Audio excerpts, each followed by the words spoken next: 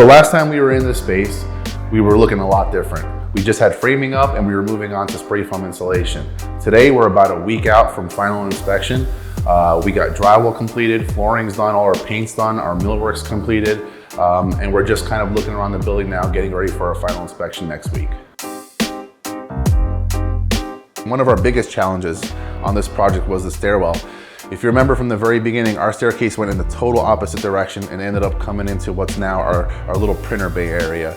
But one of the problems and issues that we had with that was that the walking distance to means of egress was way too long, or too far, I should say, for today's code. So to remedy that situation, our architect had us flip the staircase around and land here. And one of the challenges was obviously we didn't want to reduce the size of our reception area. But then the other challenge was to keep the passageways on the second floor to pass on both sides. So we ended up just making it, but it ended up working out and the staircase came out very beautifully. We have our natural finished oak wood treads and risers up against our black or wrought iron finished stringers, and it matches the entire building and we think it looks great.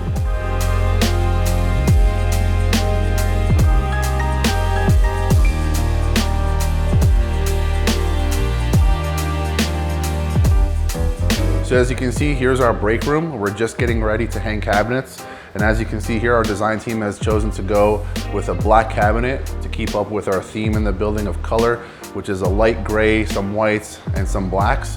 It goes really well with this rustic looking hardwood floor and a little bit on the lighter color side. As you move into our hallway and main areas here, you can see that we got all of our casing done in black, all of our doors, all of our matching outlets and switch covers are all black.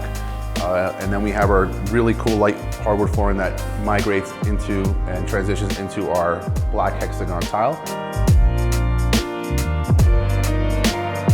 We had to marry our two spaces between the reception area tile and the hardwood floor here in the offices. And instead of doing a straight cutoff, which is kind of boring and plain, we decided to do some sort of a cool gradient integration between the two floors. And what we had to do is we had to cut in each single piece of flooring up against the tiles to kind of get that consistent gapping all together and for it to just blend together nicely as it does.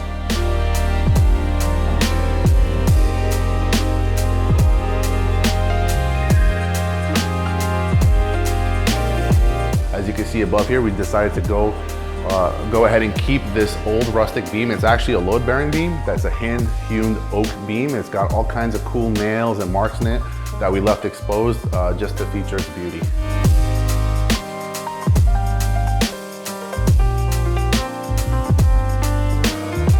Another feature we decided to go with in the building here to keep up with that contemporary styling was rather than doing a soffit or bulkhead to have our ductwork go perpendicular along the floor joist upstairs, we decided to go with the spiral duct and leave it exposed. It kind of gives us this really cool industrial feeling with the stainless, and it kind of works with the colors and all the hardware in the building. And I'm really glad that we chose to go in this direction.